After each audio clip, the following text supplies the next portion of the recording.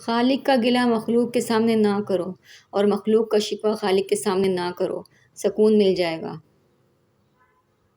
کسی انسان کے ساتھ ایسا سلوک نہ کرو جو تم اپنے ساتھ نہیں چاہتے۔ جس کی شکل انسان والی ہو اس کی مدد کرتے وقت مذہب نہ پوچھنا، بس مدد کرو اس کی۔ اگر آپ کا دل اطمینان میں ہے تو اللہ راضی ہے، اور دل پریشان ہے تو سمجھو کہ اللہ راضی نہیں ہے۔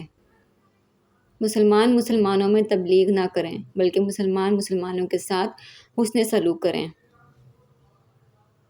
شکر کرتا ہوں اس انسان کا جس نے مجھے آنسو دیے، کیونکہ یہ آنسو ہی مجھے بارگاہ الہی کی طرف لے گئے۔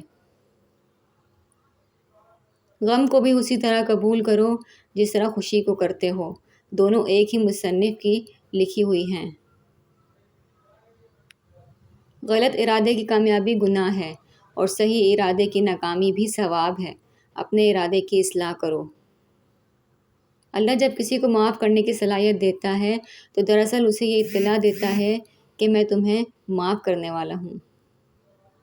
پسند کو چھوڑنا بڑا مشکل ہوتا ہے، اور ناپسند کو قبول کرنا بڑا مشکل، اور یہ کر جانا اللہ کے بڑے شکر کا مقام ہے۔